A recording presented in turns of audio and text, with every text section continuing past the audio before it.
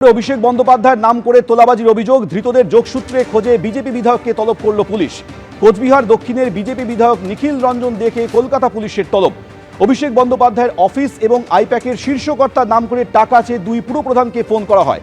Kid স্ট্রিটের MLA hostel থেকে 3 অভিযুক্তকে গ্রেফতার করা হয়। কিভাবে বিজেপি বিধায়কের নামে বুক করা হয়েছিল ঘর এবং সেই ঘরে অভিযুক্তরা গেল কি করে তা নিয়ে ইতিমধ্যে পুলিশ তদন্ত শুরু করেছে। 3 দিনের মধ্যে শেক্সপিয়র সরণি থানায় হাজিরার নির্দেশ দেওয়া হয়েছে। যদিও কোনো চিঠি বা ইমেল তিনি পাননি বলে দাবি করেছেন বিজেপি বিধায়ক নিখিল রঞ্জন দে।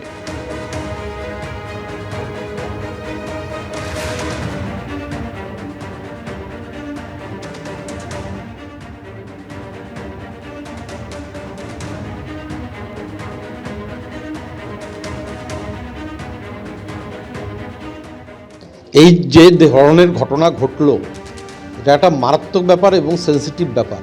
কারণ এখানে এতগুলো এমএলএ থাকে, এমএলএ হোস্টেলে, তাদের নিরাপত্তারও ব্যাপার জড়িত আছে। আজকে এখানে টাকা পয়সার ব্যাপার নিয়ে যে হুমকি ফোন হয়েছে, এটা অন্য ধরনের ঘটনাও ঘটতে পারত এমএলএ হোস্টেলের ভেতরে।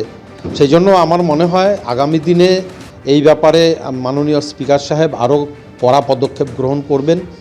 আমি প্রিন্সিপাল সেক্রেটারিকেও চিঠি করছি, আমি স্পিকার সাহেবকেও চিঠি করছি এবং সেই সঙ্গে আমি আমাদের এমএলএ হোস্টেলের যে সুপার, ওনাকেও আমি এই ব্যাপারে চিঠি করছি সতর্ক হওয়ার জন্য এবং এই ব্যাপারটা পুরোপুরি ইনভেস্টিগেশন করা এবং প্রকৃত যারা দোষী, সেই প্রকৃত দোষী এবং যারা যারা এই ঘর অ্যালটমেন্ট করেছেন, কিসের ভিত্তিতে তারা ঘর অ্যালটমেন্ট করলেন, এগুলো সমস্ত তদন্ত করে দেখা এবং প্রকৃত দোষীদেরকে শাস্তি বিধান করার জন্য। এই ঘটনাটিকে অত্যন্ত গুরুত্ব সহকারে দেখছেন কোচবিহার দক্ষিণের বিজেপি বিধায়ক নিখিল রঞ্জন দে। বিধানসভার স্পিকার, সচিব এবং এমএলএ হোস্টেল সুপারকে তিনি চিঠি দিয়েছেন কোচবিহার দক্ষিণের বিজেপি বিধায়ক নিখিল রঞ্জন দে। এমএলএ হোস্টেলে ঘরের জন্য কারো নাম সুপারিশ করেনি বলে দাবি করছেন নিখিল রঞ্জন দে। বিষয়টি গুরুতর, ভবিষ্যতে পুনরাবৃত্তি এড়াতে সুনিশ্চিত করতে হবে বলে মন্তব্য করেন নিখিল রঞ্জন দে।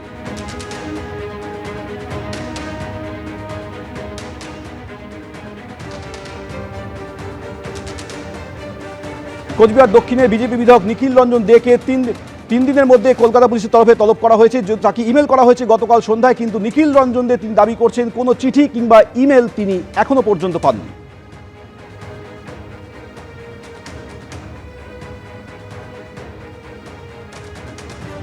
আপনাকে ডাকা হচ্ছে, 3 দিনের মধ্যে হাজিরা দেওয়ার নির্দেশ দেওয়া হচ্ছে। আপনি কি কোনো নোটিশ বা কিছু পেয়েছেন? না, এখনো পর্যন্ত এই ধরনের কোনো নোটিশ বা এরকম কোনো খবর আমি পাইনি, আপনাদের কাছ থেকেই জানতে পারলাম। তো সেরকম যদি নোটিশ আমার কাছে আসে অবশ্যই আমি যাব এবং পুলিশের এই ব্যাপারে তদন্তে সহযোগিতা পূর্ণ মাত্রায় করা দায়িত্ব কর্তব্যের মধ্যেই আমাদের পড়ে।